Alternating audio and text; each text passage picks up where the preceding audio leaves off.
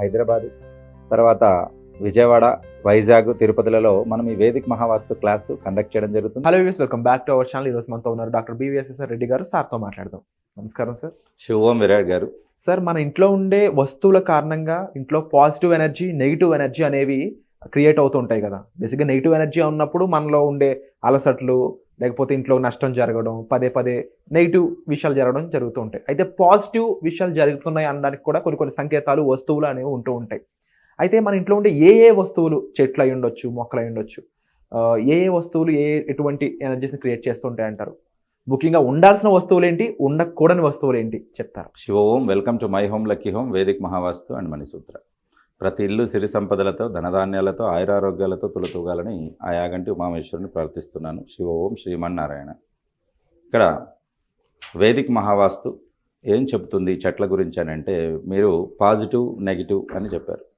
యాక్చువల్గా అయితే ప్రకృతిలో నెగిటివ్ అనే చెట్లు అనేది ఏమీ ఉండదు.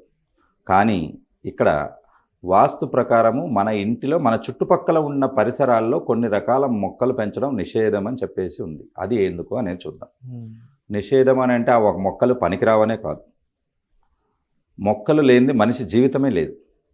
కానీ ఆ మొక్కలు మన దగ్గరగా ఉన్నప్పుడు మనం ఏం చేస్తాం, ఇంటి చుట్టూ ఉందనుకోండి, పిల్లలు ఆడుకోవడానికి వెళ్తారు, మనం వెళ్తూ ఉంటాం. కాబట్టి ఆ మొక్కలతో మనకు కొంత అపాయము, కొంత ఇబ్బంది ఉంటుంది. కాబట్టి ఆ మొక్కను దూరంగా పెట్టమన్నాను. కానీ ఆ మొక్కలే ఉండకూడదు భూమి మీద అని అనుకుంటే తప్పదు. బ్యాలెన్స్ చేయడం కంపల్సరీ ఉండాలి. కాబట్టి ఇక్కడ వేదిక్ మహావాస్తు ఏం చెప్తుంది మొక్కల గురించి అని అంటే, 3 రకాల చెట్లు మనకు ఇంటి పరిసరాల్లో కాకుండా ఇంటికి 20 అడుగుల దూరంలో ఉండొచ్చు.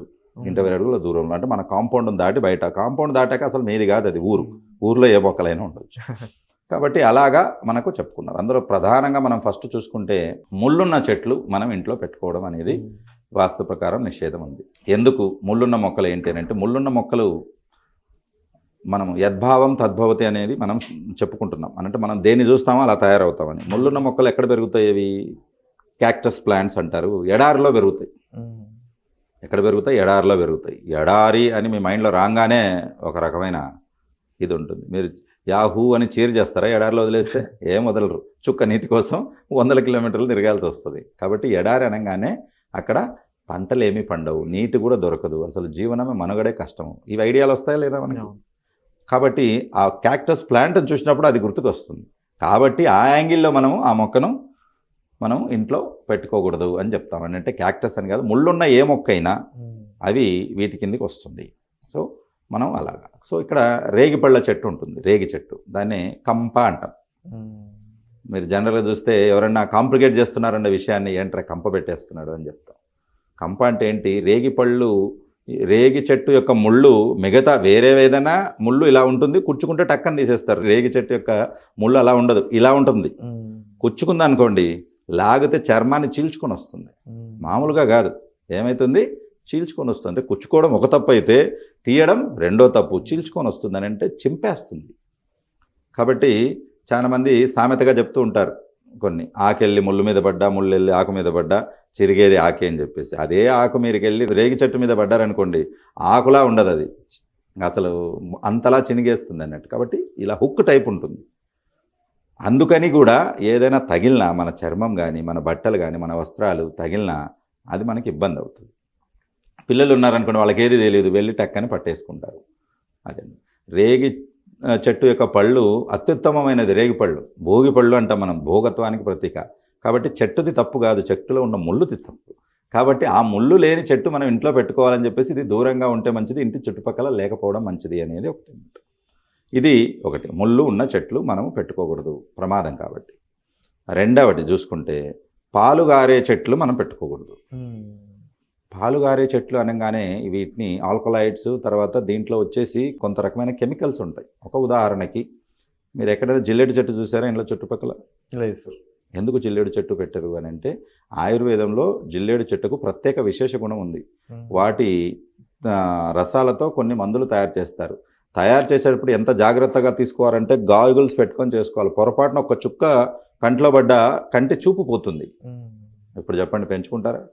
లేదు సార్, పరిస్థితులు. కాబట్టి చెట్టుది తప్పు కాదు, చెట్టుది పొలాల్లో ఉంటుంది, గట్టున ఉంటుంది. మీకు తెలుసా ప్రకృతి ఎంత గొప్పదో? పశువులకు తెలుసు దాన్ని ముట్టుకోకూడదని. చూసారా ఎప్పుడైనా జిల్లేడు ఆకులు తినడం? తినవు. కాబట్టి ప్రకృతి మనకు నేర్పిస్తుంది. ప్రకృతి ఎదురుదే మనిషికే ఇబ్బందులన్నీ. అవును. రైట్. అలాగా. కాబట్టి జిల్లేడు చెట్టు ఇట్లా పెట్టుకుంటే దాని ఆకు తుంచినా కొమ్మ తుంచినా పటపట పాలు గారుతాయి. పొరపాటున కంట్లో పడితే అవి మన కంటి చూపును పోగొడతాయి. కాబట్టి మనకు కరోనా అప్పుడు ఆనందయ్య అని ఒక ఆయుర్వేద ఫిజిషియన్ అతను ఒక మందును తయారు చేశాడు. అది కండ్లల్లో వేస్తుంటే కూడా మనకు ఆయుష్ డిపార్ట్మెంట్ కొన్ని మార్పులు చేశారు దాంట్లో. ఇంటికి పొరపాటున ఆల్కలాయిడ్స్ కానీ కంటికి వెళ్తే ప్రమాదం.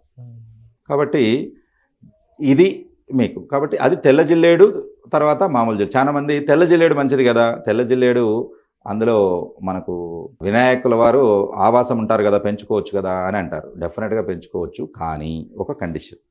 మీరు తెల్ల జిల్లేడులో వినాయక స్వామి ఉంటారంటున్నారు, కరెక్టే, నిజమే. అది అంత పవిత్రంగా మీరు చూసుకోగలిగితే పెంచుకోవచ్చు. ఓకే. ఎలా చూసుకోగలుగుతారు? నెలవారీ మొట్లు ఉంటాయి, ఏదైనా చనిపోయినప్పుడు కొన్ని అంట్లు ఉంటాయి. అలాంటప్పుడు తెలియకుండా పోయి ముట్టుకున్నారనుకోండి, లాభం కాదు కదా, ఎదురుగా మళ్ళీ నష్టాన్ని చేకూర్చుకుంటారు. నాకు బాగా తెలిసిన బంధువులు దగ్గరలో ఉన్నవాళ్ళు ఈ చెట్టు ఇంటి ముందర పెట్టుకుని సర్వనాశనమైన వాళ్ళు ఉన్నారు. ఇదొక్క ఉదాహరణ మీకు చాలు. ఎవరో కాదు, నాకు దగ్గరగా కావాల్సిన వాళ్ళు. కాబట్టి జిల్లేడు చెట్టు చాలా విశిష్టమైన చెట్టు. శ్వేతార్కం అంటారు దాన్ని. శ్వేతార్కం అంటే తెల్ల జిల్లేడు చెట్టు, దైవిక సంబంధమైన చెట్టు. అది దాంట్లో ఉన్నటువంటి పూలు, ఆకులు, కొమ్మలు అన్నీ కూడా ఎంతో పవిత్రత కలిగినవి. పవిత్రత ఉన్న దేవుణ్ణి మనం ఇంట్లో పెట్టుకున్నప్పుడు శుద్ధి పాటించాలి. శుద్ధి పాటించలేనప్పుడు అది మనకు ఎక్స్ట్రా ఇది వస్తుంది. ఒక్కటే ఉదాహరణ చెప్తాను. ఇంట్లో మంచినీరు పారుతుంది, మురుగునీరు పారుతుంది, మలమూత్రాదులు పారుతాయి.